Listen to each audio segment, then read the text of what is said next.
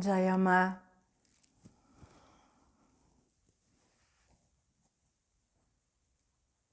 Saudações, contemplações, visualizações, estando na presença da Grande Mãe, na forma de Anandamayi Ma. Vamos continuar a sua história através de perguntas e respostas, para que possamos cada vez mais absorver toda essa gama de conhecimentos vindas diretamente da Mãe Divina encarnada, como presente, uma joia na grande coroa da Índia, Anandamayi Ma.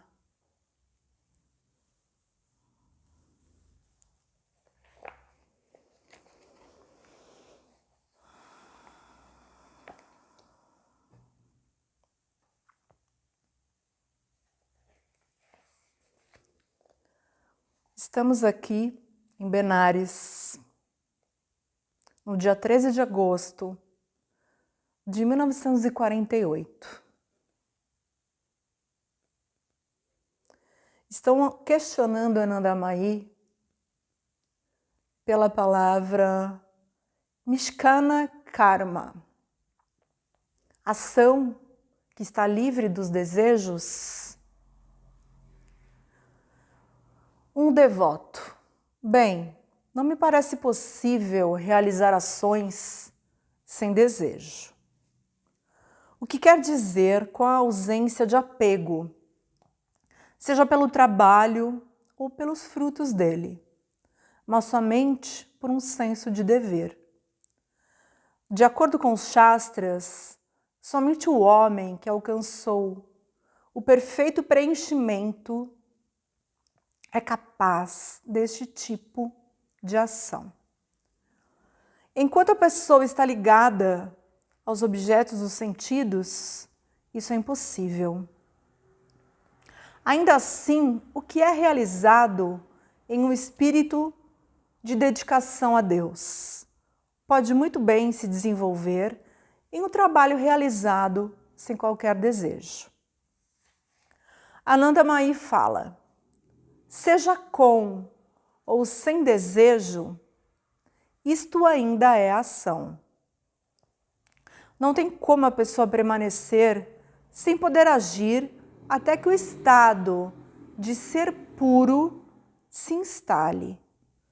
Portanto, deixemos que este aspecto da questão também seja compreendido.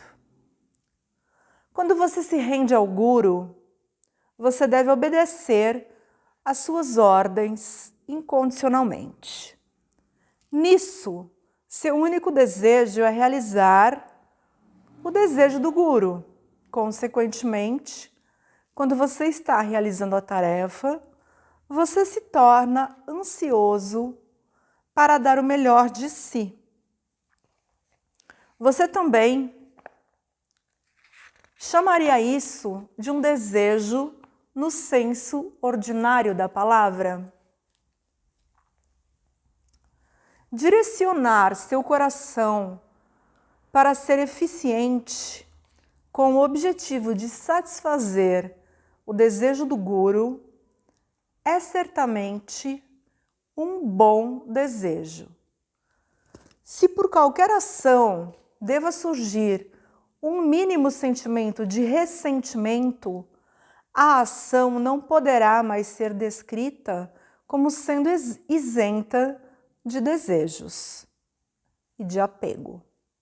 Suponha, por exemplo, que após ter realizado de longe a maior parte de uma tarefa, você tenha que abandoná-la e já no final dela, outra pessoa assuma e a complete. e receba os créditos pela realização de toda a tarefa. Se você se importar minimamente com isso, no grau que for, como que esse trabalho pode ter sido realizado realmente de forma desinteressada. Obviamente, isto estava longe de não haver desejo por reconhecimento. Quando você se rende ao guru, ele pode fazer o que for, submeter você a não importa quantos testes. Ainda assim, você se considerará um instrumento em suas mãos. Você então terá alcançado um estágio onde, apesar de todas as dificuldades, você persiste no trabalho, sabendo que ele é a ordem do guru. Tenha em mente que com esta atitude, você aumentará a sua resistência de forma rápida e constante, assim como sua paciência e perseverança. Sua energia e capacidades serão também aumentadas. Enquanto em ação, existe a possibilidade de existir conflito. Quando é possível se libertar desses conflitos? Quando não existe a questão de se sentir ferido. Mesmo no meio do trabalho, em todos os momentos e diante de todas as circunstâncias, a pessoa deve estar preparada para obedecer qualquer tipo de ordem. Imagine que você está com fome e no momento em que você levanta sua mão para colocar a comida na sua boca, você é solicitado para ir para algum lugar. Nesse mesmo instante, você deveria ter prazer, deixar cair a comida que você estava para comer e obedecer ao chamado. Tal atitude é uma indicação de que a pessoa está se tornando estabelecida em uma felicidade que não é deste mundo. Quando a pessoa está chegando perto do estado de ser sem esforço, os esforços continuados desembocam num estado de ser que não requer esforço. Em outras palavras, o que foi alcançado pela prática constante é finalmente transcendido. Aí então, a espontaneidade chega. Caso seja acusada ou não por algum desentendimento no seu trabalho, a pessoa fica indiferente a isso. Somente então a pessoa se torna um instrumento em suas mãos. O corpo se move como instrumento e a pessoa o observa na qualidade de um espectador. Então a pessoa observa a grande variedade de trabalhos que são realizados por tal corpo e de que forma tão tranquila e eficiente isto é feito. Trabalho destituído do ego é cheio de beleza, pois ele não é incitado pelo desejo de autogratificação. Enquanto os nós que constituem o ego não são desatados, mesmo que você tenha a intenção de atuar de forma impessoal, você se machucará. E isso produzirá uma mudança na expressão de sua face e dos seus olhos, e estampará tudo de uma maneira como um todo. Querer permita que meu coração se torne livre do desejo dos resultados. Ainda é um desejo por resultado. Não obstante, por aspirar algo desta forma, após uma ação desinteressada, existe a esperança de que ela venha a passar. Um nó significa resistência. Portanto, enquanto o ego persiste, confrontos irão ocorrer de tempos em tempos. Mesmo quando um trabalho impessoal estiver sendo objetivado, porque a pessoa está escravizada e, portanto, puxada numa certa direção.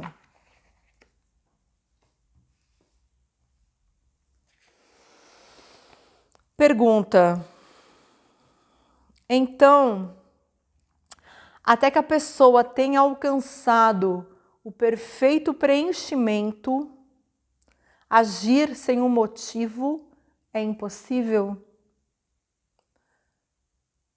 Ananda, quando um trabalho impessoal está sendo realizado e observado como que por um espectador, uma alegria profunda surge de dentro.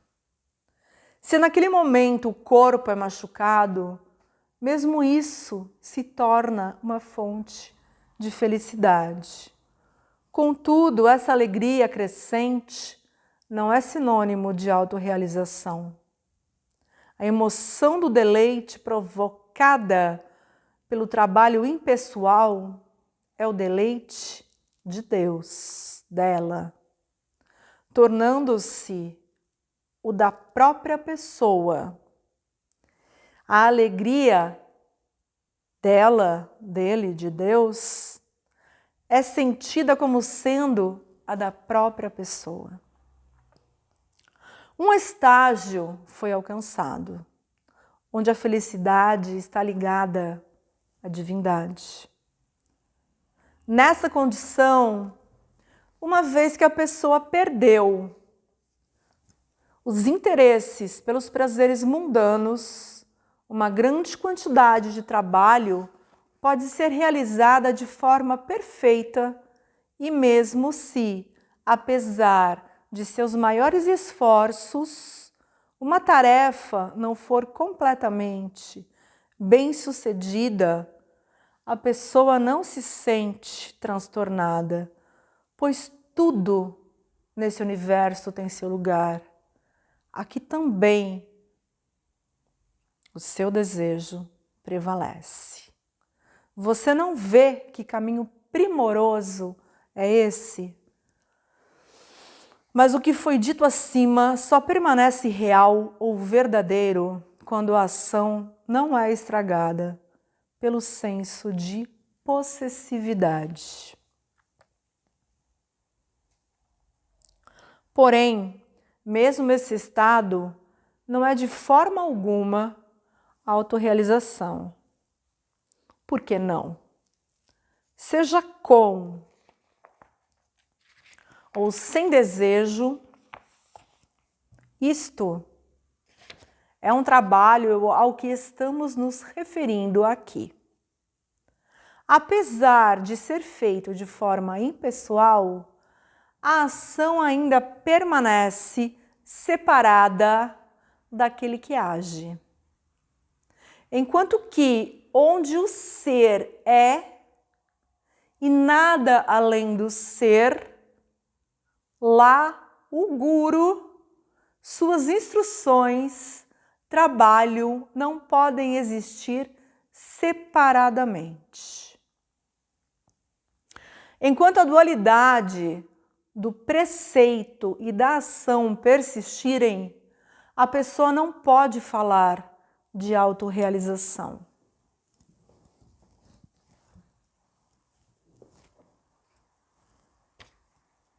O jogo daquele que atingiu a consumação final é totalmente diferente do trabalho que se tornou desinteressado através do esforço. Isso foi explicado aqui em resposta à sua questão. Mesmo quando o estado de samadhi foi alcançado, durante o qual a pessoa aparenta estar totalmente absorvida dentro de si, esse também é um estado. Ainda assim, quando, por meio desse processo interno, espontâneo, Antacria, o véu é levantado, então a visão da realidade pode ocorrer. Ela não pode nunca chegar através de atividades exteriores, assim como a tentativa de apagar o desejo. Outra coisa. Houve um tempo em que este corpo, ela sempre chamava o corpo dela de este corpo, tentou realizar ao pé da letra o que quer que Bholanath pedisse, o seu esposo. Mas, quando ele via que este corpo se tornava rígido, que ele era incapaz de executar certos tipos de ações mundanas, incapaz de suportá-las, ele próprio, com muita alegria, retirava o seu pedido. É assim que, embora algumas tarefas não pudessem ser atendidas, em certo sentido, uma rígida obediência estava sendo observada. Porém, um dia, o marido da irmã de Bholanath, Kushari Mahaya, veio visitar. Quando ele viu que este corpo obedecia a Bholanath em todos os assuntos, ele se sentiu aborrecido e exclamou: "Você não tem nenhuma opinião própria? Você tem que consultar o seu marido sobre cada pequeno detalhe? Que situação é essa? Suponha que ele te pedisse para fazer algo errado, você também obedeceria?" Aí ele recebeu a resposta: "Deixe que esta ocasião aconteça. E ao ter a intenção de colocar o pedido em prática, veja o que irá ocorrer." Esta resposta o deixou pasmo. Daí para frente ele mudou seu modo de vida e se tornou eternamente devoto à busca suprema. Existe um estado na vida espiritual onde a ação incondicional auto-manifesta é possível, porque não existem amarras. E onde amarras não existem, não há perigo e não há caminho errado. A pessoa não tem como dar um passo em falso. A pergunta: não foi após a autorrealização que você estava nessa condição? Anandamai, deixe este corpo fora disso. Se você diz que esta condição somente chega após a autorrealização, então você terá que compreender que é possível jogar em qualquer lugar, de qualquer jeito. O próprio ser atuando em todos os papéis de si próprio, o que é claro, um assunto bem diferente daquele que acabou de ser mencionado. Esse é um estado de unidade. Mesmo enquanto permanecendo em divisão, a pessoa é indivisível. e permanece em unidade, apesar de aparentar estar dividida. Isto é, aquela qualidade do ser, Tashua. Aqui, obedecer ou desobedecer, ambos são aquele. Existem sinais através dos quais ações utilizadas como instrumentos antes da autorrealização podem ser reconhecidas.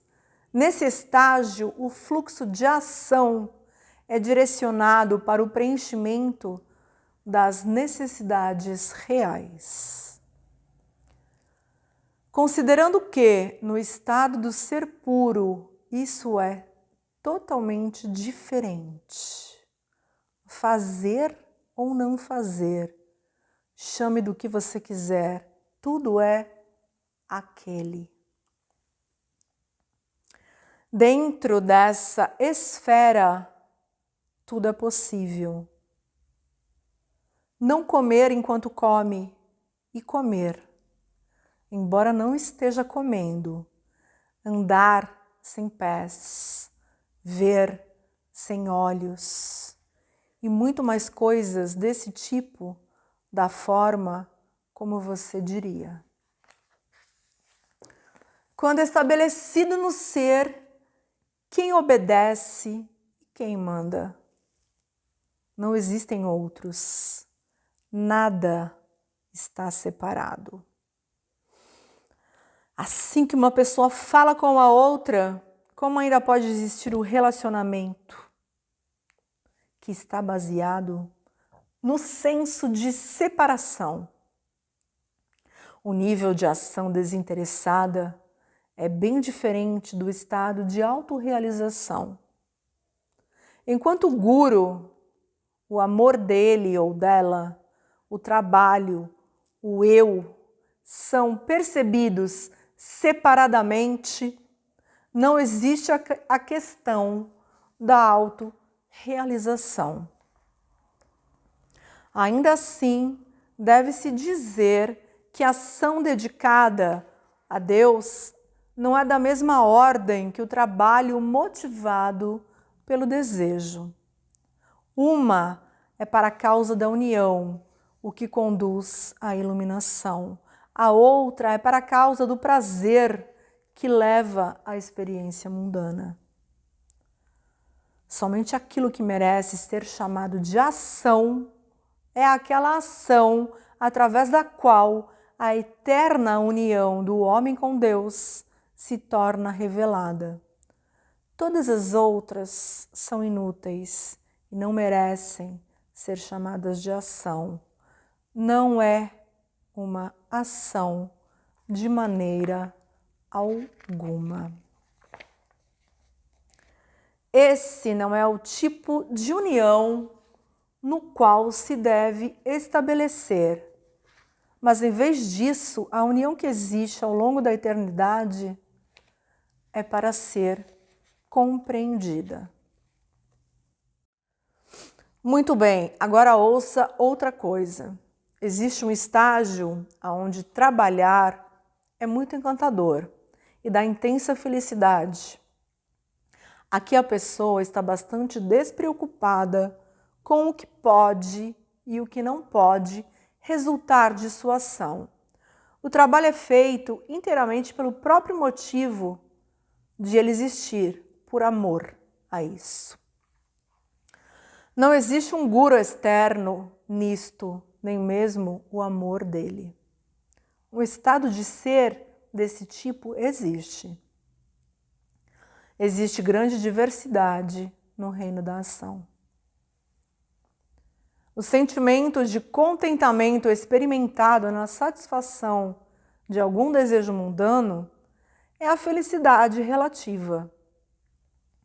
Este desejo pode ser pela esposa, pelo filho, uma relação ou qualquer outra pessoa e, portanto, fruto inerente a cada ação em particular será acolhido. Isto é trabalhar para a causa da autossatisfação, bogha, não para a causa da união, yoga. Isso traz tristeza junto com a alegria. Agora, voltando ao que acabou de ser dito, sobre trabalho realizado pelo amor ao trabalho, não por alguém. Imagina o quanto é, muitas vezes, alcançado, até mesmo quando se anda pela rua, não pelo bem de alguém, o trabalho pelo trabalho, o trabalho sendo o único Deus da pessoa. Este também é um dos estados. Mas, se a pessoa vai atuar uma ação desse tipo, então chegará um dia quando essa pessoa será liberada da ação. Existe algo tal qual trabalhar pelo bem-estar do mundo, mas aqui até mesmo esse propósito está ausente. Esse é um tipo de trabalho não atuado por desejo ao almejado. A pessoa simplesmente não consegue não fazer isso. Pois bem, por que isso é feito? A pessoa simplesmente está apaixonada pelo trabalho. Quando Deus se manifesta na forma de algum trabalho, no qual exercita intensa atração por uma pessoa em particular, então, se ocupando desse trabalho repetidamente, a pessoa é finalmente liberada de toda a ação. Pergunta: trabalho só procria mais trabalho. Como isso pode ter fim? Ananda, você não sabe isto?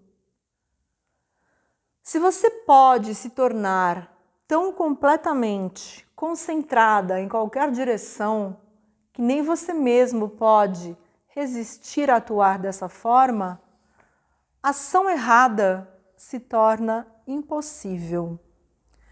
Em consequência, a ação está perdendo a força sobre você e está beirando ao fim. Quantos estados e estágios existem? Este é um deles. Aqui a pessoa certamente ainda não atingiu o conhecimento do ser, mas ela não pode agir de forma errada. Nem mesmo existe uma oportunidade de considerar se alguém deveria agir de acordo com os Shastras ou contra eles.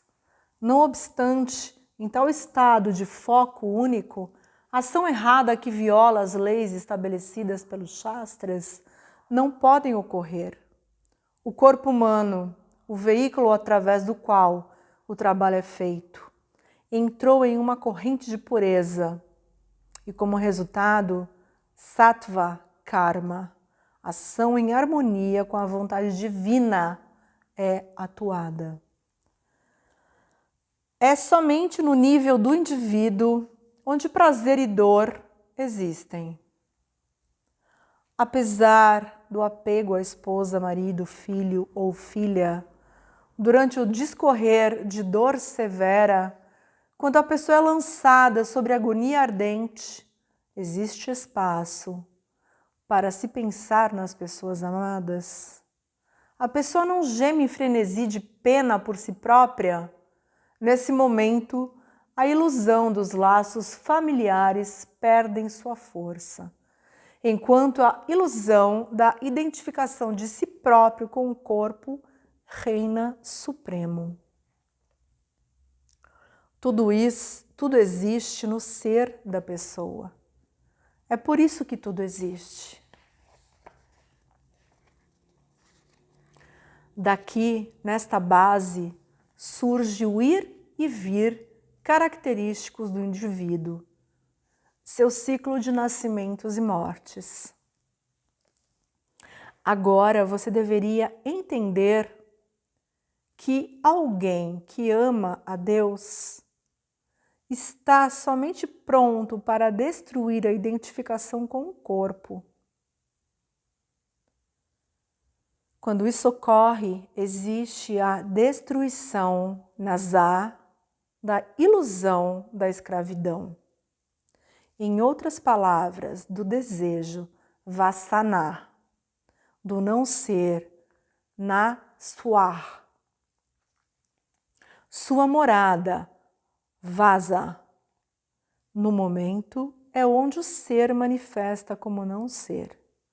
Quando isso é destruído, é apenas a destruição que é destruída. E mais, o que é conhecido como desejo mundano pode ser também caracterizado como atividade que ocorre porque a ação de autorrevelação está ausente. Ele, ela, não está lá. Este é o X da questão, não é? Este corpo fala ainda de outro aspecto. Você pode adivinhar qual é?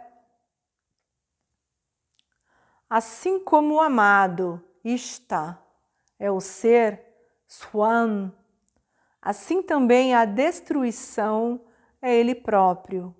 E da mesma forma, é aquilo que é destruído. Isto é assim onde o ser está e nada além do ser. Portanto, com quem a pessoa pode se associar? Por isso que se diz que ele ou ela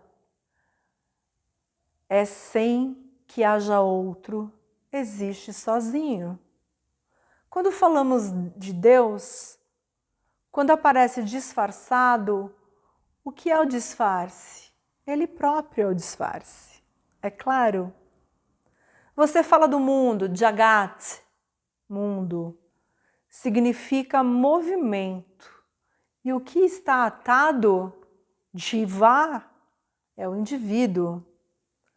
Assim como diz o ditado, onde quer que um homem esteja, existe Shiva. E onde quer que uma mulher esteja, existe Kali. Onde não existe a questão de nascimento e renascimento, nem a questão de estar aprisionado, isto certamente é chamado eterno. Agora compreenda isto completamente. Como pode isto, que é um movimento perpétuo, ser limitado? Isto permanece em um lugar? Da mesma maneira que isto não permanece confinado em nenhum lugar, da mesma forma, isso não pode ser limitado quando a mente é dissolvida. Então, desde que isso nunca fique limitado em nenhum espaço em particular, não poderia a pessoa chamar isso de liberdade? Pois bem, o que vai e o que vem. Veja, isto é movimento, assim como o do oceano, Samudra, ele se expressando, Swamudra. As ondas são apenas a subida e a descida. A ondulação da água, e ela é água, que se forma em ondas, Taranda, membros de seu próprio corpo, Taranda, água em essência. O que é isso que faz com que a mesma substância se apresente de diferentes formas, como água, gelo, ondas? Isso novamente é perguntado de um plano de consciência em particular. Reflita e veja Quanto você pode compreender disso? Nenhum semelhante chega a ser perfeito. No entanto, ele não ajudou você a enxergar o problema com relação ao mundo? O que de fato você compreendeu? Descubra.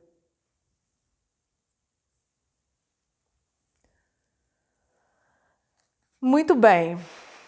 Você chama de transitório aquilo que nunca permanece fixo em lugar algum, não chama?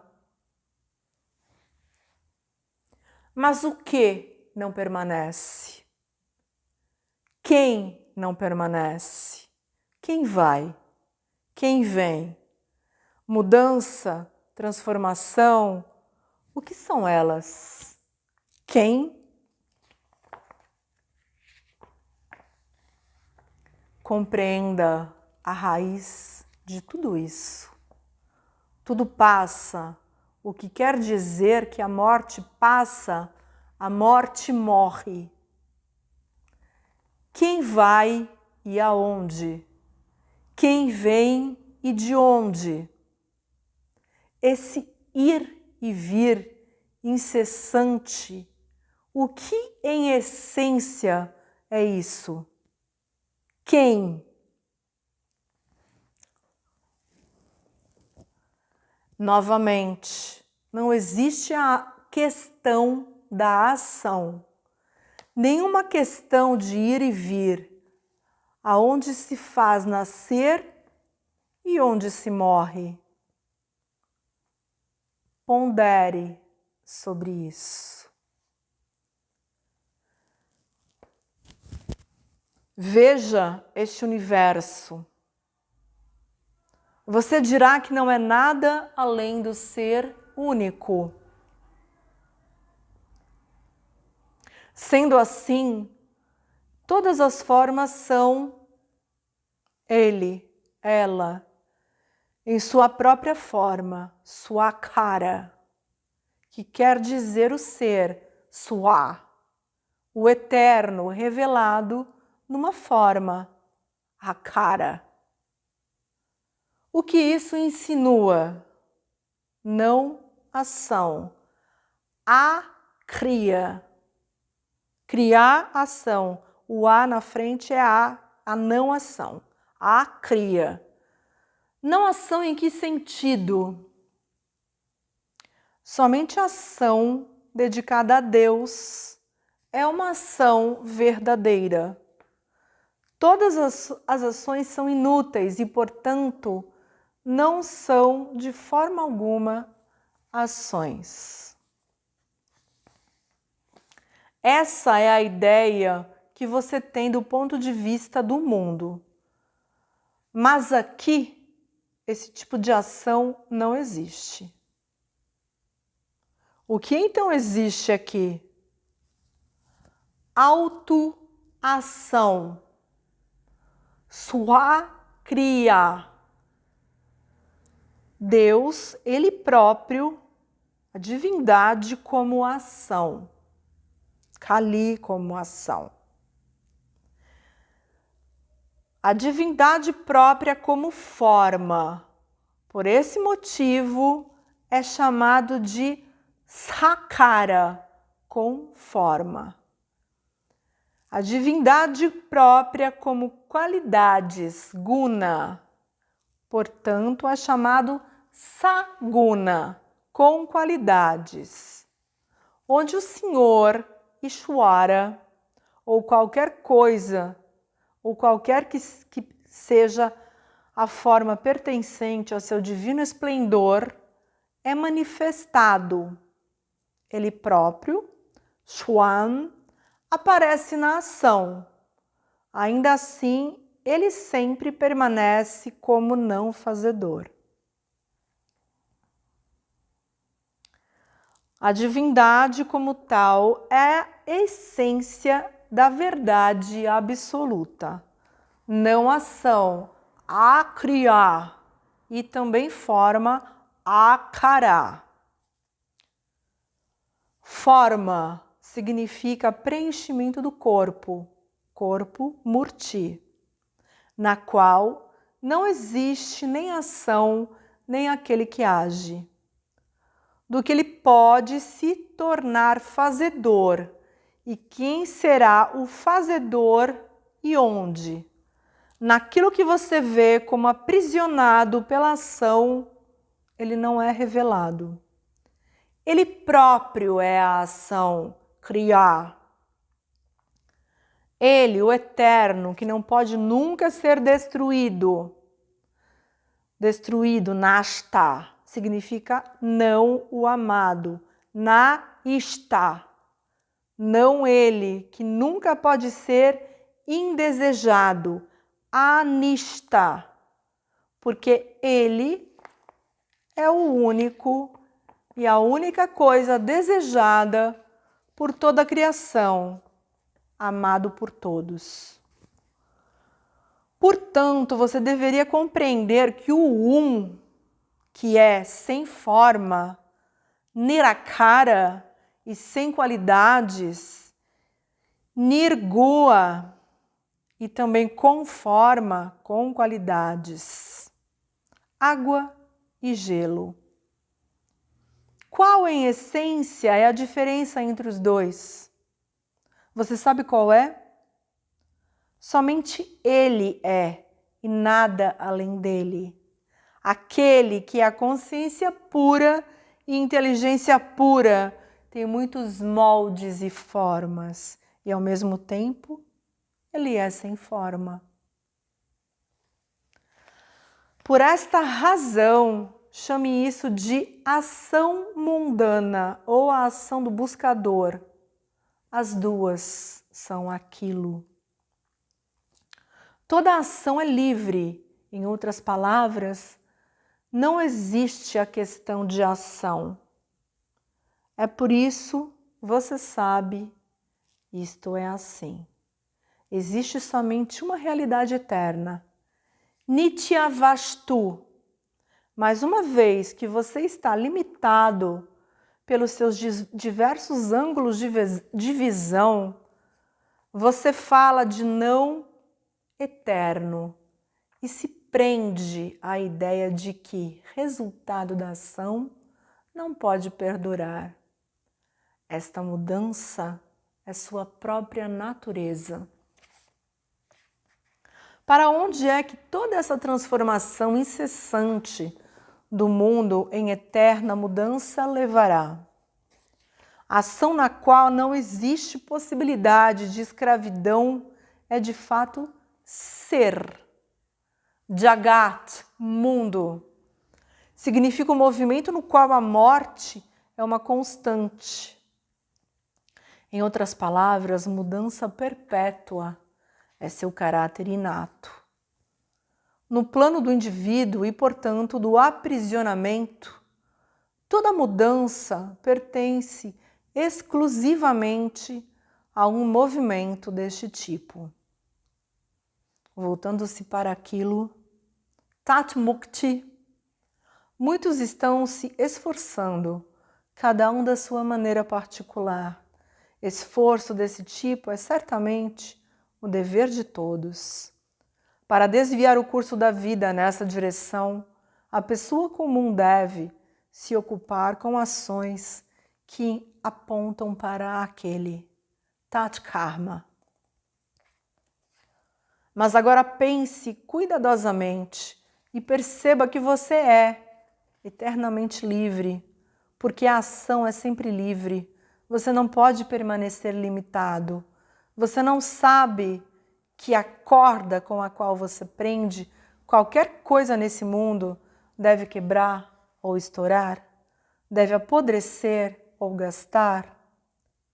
E embora você use correntes de ferro ou mesmo de ouro, o que quer que aprisione um dia irá se quebrar ou se romper. Existe algum laço mundano que nunca pode se romper. Existe algum laço mundano que nunca pode ser quebrado nem destruído? Isto é somente o choro de lamento sobre os laços temporários que sozinhos enfeitam o aprisionamento da mente. Uma mente que não pode ficar confinada em lugar algum. Como uma criança inquieta, despreocupada com o bom ou o ruim, ela busca a graça suprema, nunca satisfeita com felicidade momentânea e, portanto, sempre vagando. Mas como pode ser possível estar em repouso até que tenha descoberto um caminho para a realidade suprema, até que tenha se tornado completamente absorvida em sua fonte, repousando no seu próprio ser? No íntimo do seu coração você sabe que é livre. É por isso que sua natureza anseia por liberdade. Da mesma forma, quando por sorte, a divindade se revela como ação, a ação irá cessar por si própria. Estagnação é a morte. Somente para abrir mão desse bloqueio do movimento, os homens recolhem diversos recursos. Somente o que cai por si só pode se entregar. Você continua insistindo que a mente deve ser dissolvida, mas não se esqueça, esta é a própria mente que é o Mahayogi. Sim, de fato, o yogi sublime. Suas escrituras descrevem tal yogi como se comportando como uma criança desobediente, ou como estando inconsciente de limpeza, decência e propriedade. Também como um lunático, ou novamente como alguém que parece inerte e sem sentimento. Aquele no qual se assemelha a indiferença completa e inatividade, você considera como muito exaltado e, além do mais, você diz: o que está contido nesse microcosmo está no macrocosmo. Uma encarnação divina, avatara, brincando como uma criança. Quão amável é isso e encantador! Quando pessoas comuns leem ou ouvem sobre a infância de Shri Krishna, ou veem isso sendo encenado, eles interpretam isso na luz do comportamento de suas próprias crianças, porque é com isso que eles estão familiarizados. De onde eles teriam adquirido capacidade de compreender seu profundo significado? Quando você testemunha uma representação dramática do jogo de amor entre Radha e Krishna na Rasa Lila, ou o desempenho de Rama Lila, você não vê o Lila real, que é o jogo, né? Que é inteiramente espiritual, sobrenatural. A prática transcendental, onde há de fato a experiência disto e devido ao funcionamento da visão espiritual. Pergunta: quando existe experiência espiritual, como isso é interpretado nos termos de ocorrências mundanas? Ananda responde: quando a pessoa está livre da escravidão, o destruidor foi destruído e somente o amado brilha. Diga-me, o que essa pessoa pode segurar? Quando as amarras estão sendo quebradas, somente o quebrável que se quebra. Mas o laço do amor de Deus não é esse tipo de laço. Ele é um desatamento. E mais, quando o conhecimento do absoluto, Brahmanyana, é lá a função do entendimento comum, não existe mais. Entender significa jogar fora a carga de alguém, somente para permanecer um novo, assim como o conhecimento da suprema realidade está além de pensamento e fala.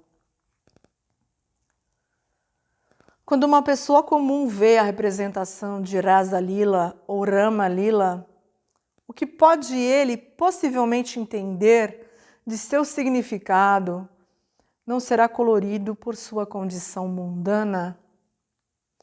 Onde está a capacidade de viver a experiência de qualquer coisa além?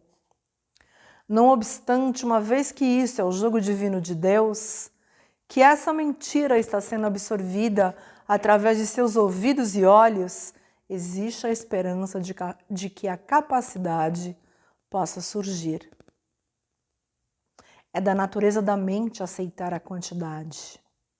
Tudo que é preciso é focar essa aceitação em uma coisa em particular, com ou sem forma, a qual, quando aceita, não deixa escolha entre aceitação e não aceitação. Essa uma coisa toda junta exclui a possibilidade de dualidade. É por isso que a pessoa se torna unifocada. A mente aponta para a variedade. Entre as correntes secundárias da mente divergente, a pessoa tem de se tornar firmemente concentrada em uma meta. Pense em uma árvore. Os ramos e galhos que se espelham de todos os lados rendem o mesmo tipo de semente, do qual a árvore originou-se. É assim que uma única semente potencialmente contém inúmeras árvores, inúmeros ramos, galhos, folhas e assim por diante. Existem infinitos, tornando-se infinitos seres, infinita manifestação e infinita potencialidade. A semente cresce em uma árvore, a árvore traz mais sementes. Então, quando uma pessoa se torna completamente concentrada em uma coisa qualquer que seja, porque o não poderia ser revelado. Existe infinidade no e fim no infinito, mas onde o infinito está, lá a questão de finidade e infinidade não pode surgir. O que é, é. Isto que é desejado. Onde você percebe um fim, na verdade não tem fim, pois na verdade ele é infinito. Em todas as formas e na ausência de forma, ele é, ela é, e apenas ela é. Esse tanto sobre o apego ao trabalho, karma. Novamente existe apego a bhava. Bhava significa disposição interna. Isso se revela como karma. Bhava é karma latente, onde na forma do karma está bhava atualizado. Bhava também pertence ao reino da ação. Somente há predominância, às vezes, de ação e outras vezes de bhava. Isso é tudo muito difícil de entender. Alguém fez a pergunta: o que é apego a bhava? Aqui está um exemplo.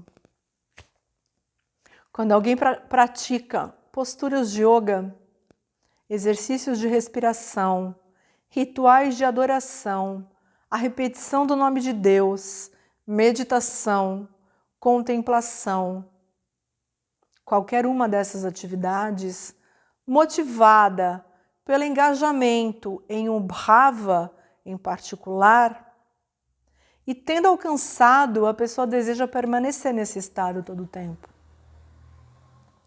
Enquanto isso dura, ou melhor, enquanto essa condição predomina, a pessoa está imersa em felicidade. Mas nisso a pessoa ainda não atingiu a iluminação. Ela está somente a caminho dela.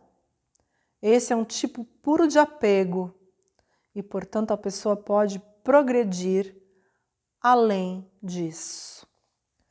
Uma vez que a pessoa se encanta, demorando no nível deste bhava, a pessoa poderia possivelmente se viciar dia após dia, ou até mesmo pelo resto de sua vida. Embora permanecer nesse estado por um longo período de tempo induza a transformação até um certo grau, ainda assim não pode existir nenhum avanço considerável. Mas, por algum toque inefável, este bhava pudesse encontrar sua consumação, a pessoa seria capaz de seguir adiante. Existem estados onde a pessoa plana e desliza abaixo novamente. Mas, se estabilizar em uma postura perfeita, onde a ascensão e descida estão fora de questão, seguramente isto é o que é desejado. Até que os dois, karma e bhava, se completem, a pessoa não pode ir além deles.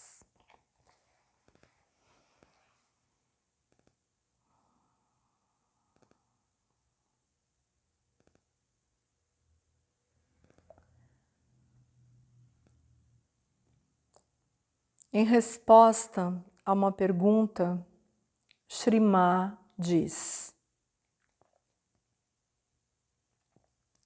dê em caridade, ocupe-se em serviço, faça pranam e reverência.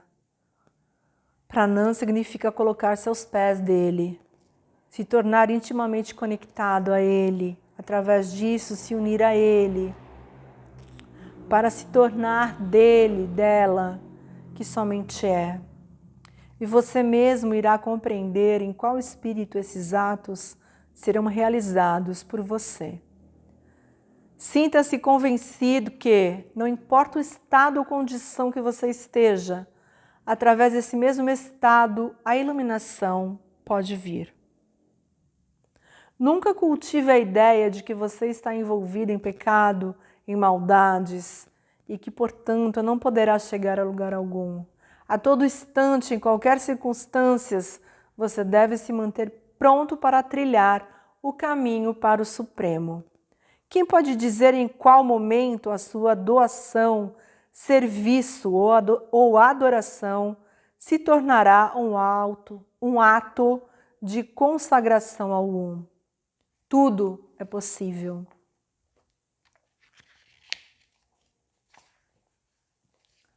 Agora aqui, com relação ao Diksha, com relação à iniciação,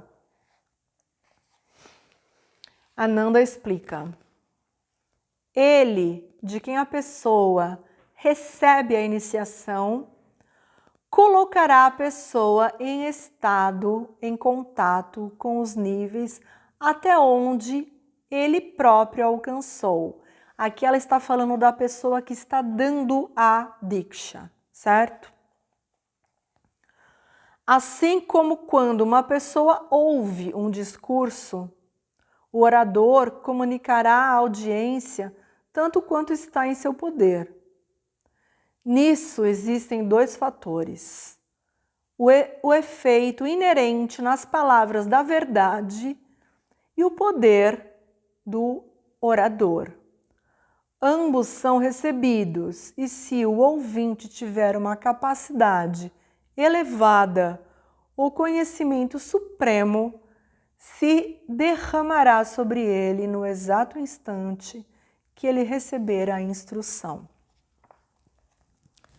Existem vários tipos de iniciação, através do mantra, do toque, de um olhar, de uma instrução.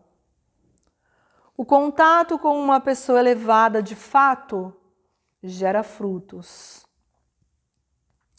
Cada um se beneficiará na proporção de sua própria receptividade e sinceridade.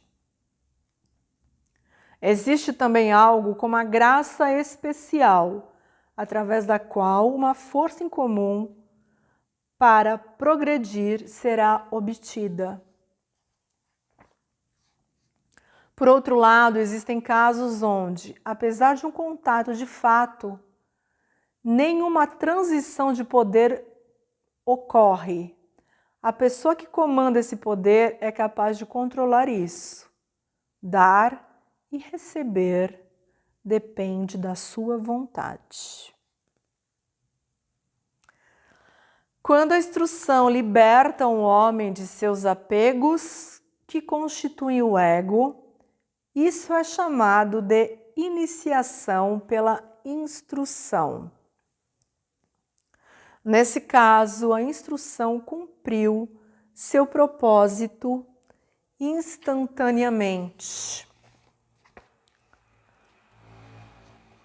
Quando o Diksha Mantra é dado, o mantra é sussurrado no ouvido do iniciado e o iniciador conferirá tanto poder quanto ele próprio possui.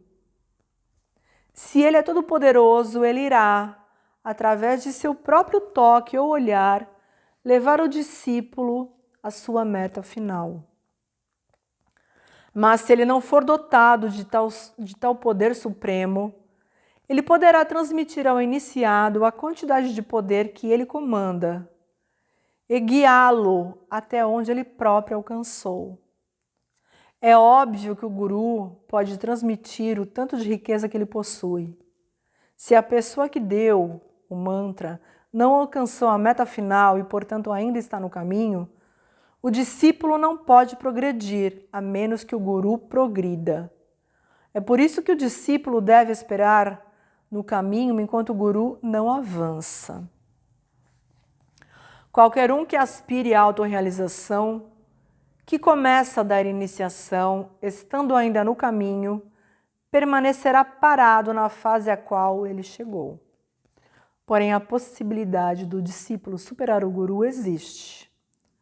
No caso, quando alguém é iniciado com base em suas capacidades internas e predisposições trazidas de nascimentos anteriores, sua força para progredir pode, por isso, ser estimulada de tal forma que ele será capaz de avançar além das realizações de seu guru.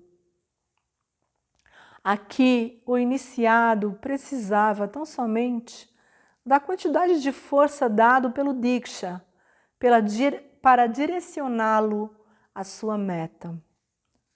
Se um discípulo tem que contar totalmente com os recursos de seu guru em particular, ele terá que se mover lado a lado com ele.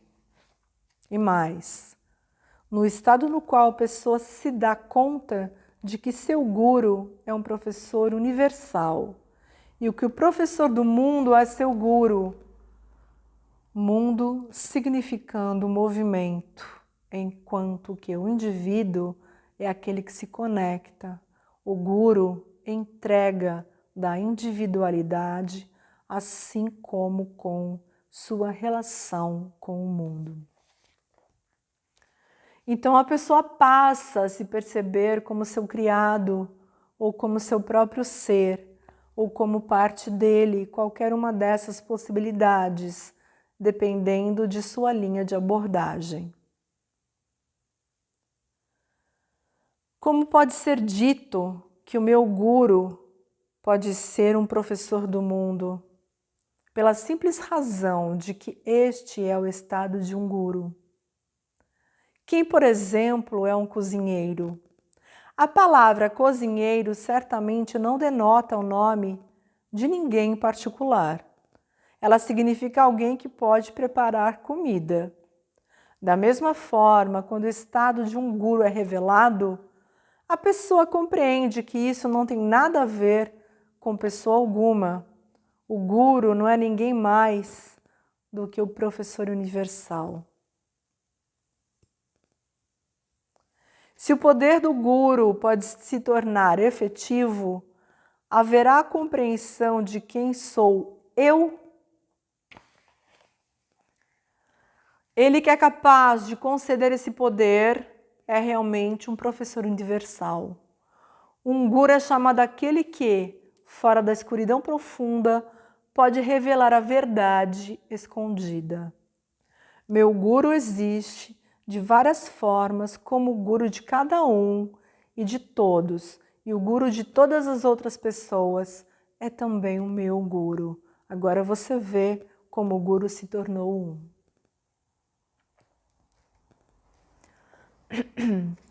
A pessoa que executa ritos e exercícios espirituais de qualquer tipo está no caminho e não está estabelecida no ser, pois ele ainda está fazendo esforços. Como ele pode ser um guru se ele ainda não transcendeu a ação? As pessoas falam de irmãos em espíritos. O Senhor que é adorado por todo mundo é o meu Senhor, e o meu Senhor é o Senhor do mundo. Um guru não é um professor ordinário. Um guru é ele, ela, que tem a capacidade de entregar o homem através do oceano e tornar-se o oceano. Suponhamos que um aspirante tenha sido iniciado por alguém que não tenha comando do poder supremo. Ele só pode progredir até o estágio do seu guru. Então ele terá de esperar, ainda assim através de alguma configuração favorável, seja oriunda do seu desejo intenso pela autorrealização ou por faculdades desenvolvidas em vidas anteriores, ou mesmo sem que haja qualquer uma dessas causas ou outras similares. Ou seja, simplesmente por meio da intervenção da graça divina, o buscador pode, através da instrução, do contato de um olhar ou de um mantra, receber o influxo de energia, de poder, de Shakti, que o tornará capaz de seguir adiante. Quando uma inundação chega, ela não faz distinção, como por exemplo, essa árvore deve ser salva e aquela desenraizada, mas carrega tudo consigo de forma indiscriminada. Da mesma forma, não existe algo como escolha no reino do Espírito, pois aqui o ser está contido em si mesmo. Então, novamente, existe ainda uma nova possibilidade.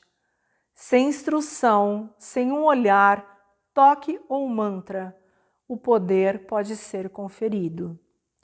Se o recipiente se torna consciente dele, nesse mesmo instante ele ocorre, ou então muito depois.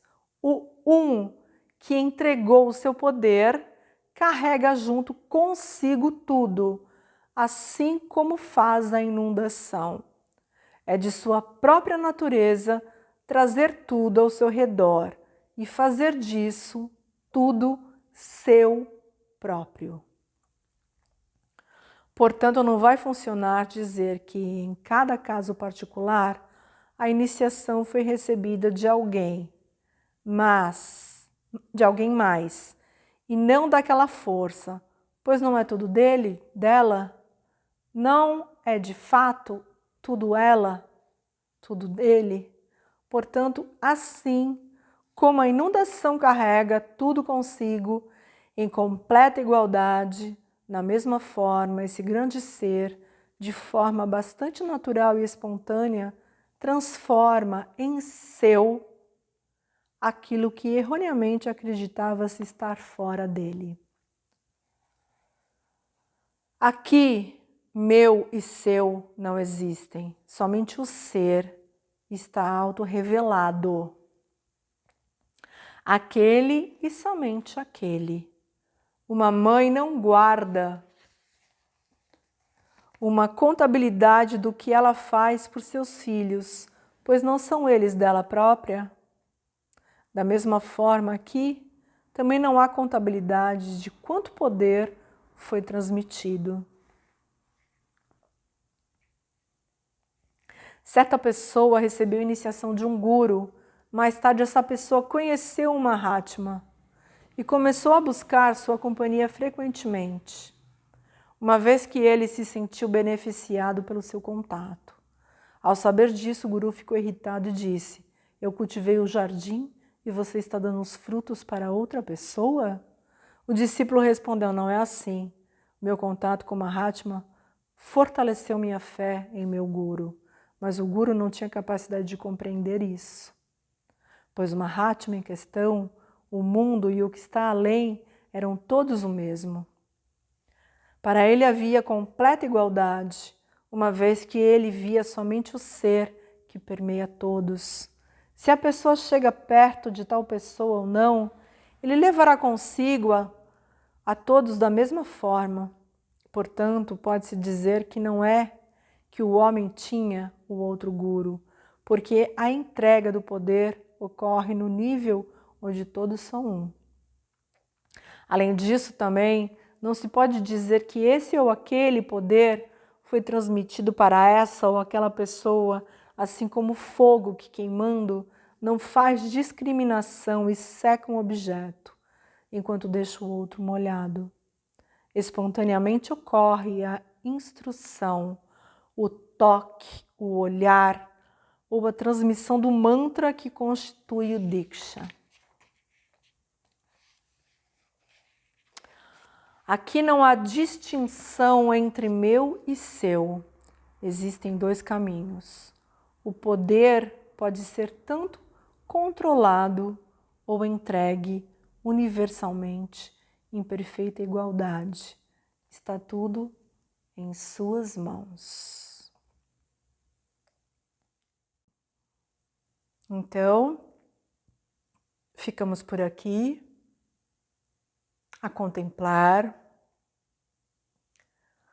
a relembrar tudo que a Ananda disse, para encaixar muitas pedras nesse incrível quebra-cabeças que ela faz na nossa cabeça, né? Pois é. Vamos contemplar, vamos reverenciar.